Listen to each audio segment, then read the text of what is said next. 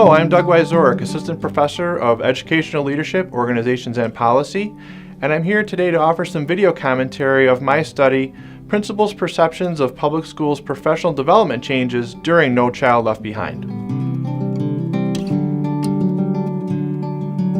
So in today's commentary, I'm going to talk about how principals perceive changes in their schools regarding professional development during a period of No Child Left Behind from about 1999 to 2007.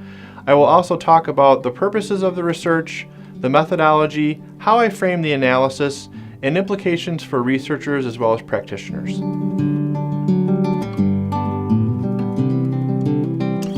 So my study addresses the question of how principals perceive changes in their schools regarding professional development in the context of accountability pressures to improve student performance. The literature has established that school principals are essential to school performance, and leading professional development is one of those essential functions of their practices. I frame the analysis using instructional leadership as a conceptual framework, acknowledging that professional development leadership is essential to principals' practices, but also knowing in the research that certain factors influence principals' behaviors, namely the context of their work, policy context, district context of their work, as well as the demographics of their practices. So I frame the research to ask the question, how do these variables of influence affect their interpretations of what is going around them regarding professional development in their schools? I answered the research question by using a trend analysis design, by compiling 3 cross-sectional waves of the Schools and Staffing Survey from 1999 to 2007. Within the survey, there are variables that address principals' professional development leadership, whether or not professional development is aligned to standards, goals at the school and district level, as well as whether or not professional development is evaluated for impacts on student achievement.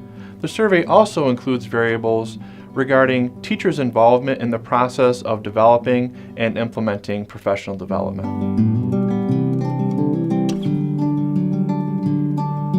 Here I'll talk about 2 major findings from the study, but there are additional findings that you may want to check out in the paper.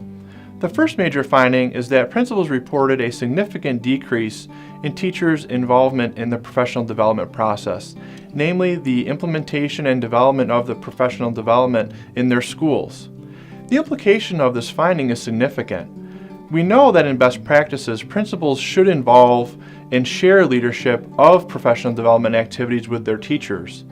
If principals are taking on this role themselves, or if they are placing professional development to external agencies or other actors that they bring in, then they are actually over time going to reduce the capacity and growth of their teachers regarding professional development and ultimately instructional improvement.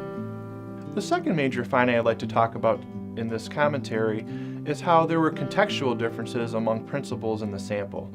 While overall as a national sample, the average principal reported a decrease in teachers' involvement in professional development, within particular types of schools, principals reported an increased level of professional development involvement among their teachers, particularly in urban elementary schools. They noted higher levels of engagement and involvement in professional development, as well as higher levels of involvement in the alignment between professional development, standards, goals, and the evaluation of professional development. One outlier to the study compared to their peers was rural schools, who reported on the whole lower levels of teacher involvement in professional development engagement, as well as lower levels of alignment across all the technical areas of professional development. These data indicate a potential lack of inconsistency across schools in how professional development is implemented. Both policymakers and practitioners could investigate and take a closer look at how professional development is implemented at the local level and what types of resources are offered to local schools in support of engaging teachers in their own professional learning and supporting principals towards those efforts. I'd like to offer just a couple of concluding thoughts to today's video commentary. By and large, professional development is a locally structured activity.